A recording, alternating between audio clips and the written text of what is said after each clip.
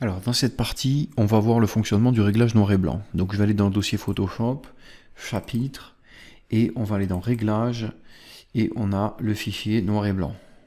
Donc je vais aller dans l'affichage d'ailleurs. Voilà, donc c'est une plage, et on va la ramener vers le logiciel Photoshop. Donc voilà, elle est ouverte, donc il y a l'onglet en haut qui s'affiche, noir et blanc.jpg. Alors là, le but, ça va être de la transformer en noir et blanc. Mais alors, ce qui est intéressant avec la commande noir et blanc, c'est que on va avoir accès au contraste donc par zone. Donc ça peut être sélectif par rapport à certaines gammes de couleurs.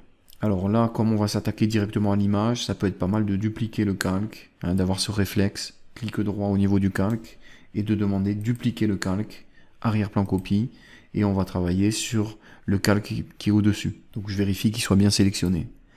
On va aller dans le menu Images, Réglages, et là on va demander la commande noir et blanc.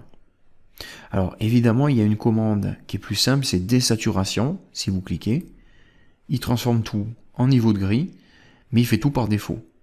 Donc il a un mode de calcul et voilà, on ne peut pas régler.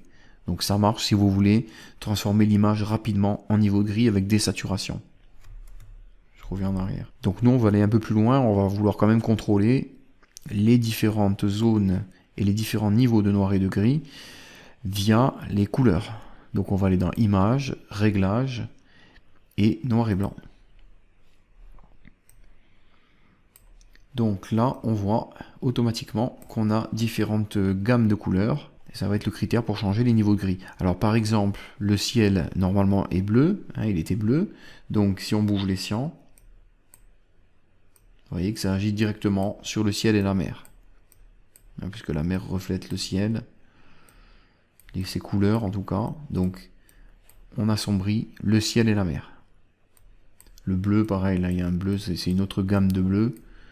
Donc c'est un peu plus léger comme action, mais ça fonctionne aussi.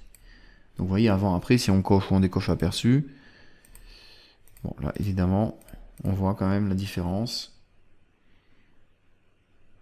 de réglage. Donc ça c'était au niveau des bleus. Alors après le sable, donc qui est plutôt proche du jaune, donc vous voyez si on bouge le curseur jaune, ça agit plutôt sur le sable. Donc on peut obscurcir le sable, ou alors l'éclaircir. Donc là je vais l'éclaircir, je trouve que c'est mieux.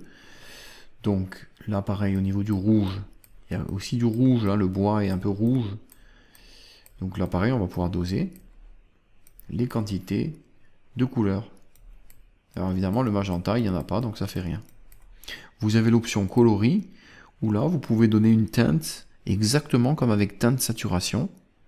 On peut donner en même temps un effet de teinte saturation comme on a vu. Donc là c'est pas le but. Nous, c'est vraiment la focalisation sur les tranches de couleurs et qu'on a un réglage qui est sélectif aux zones de couleurs. Voilà, tout simplement.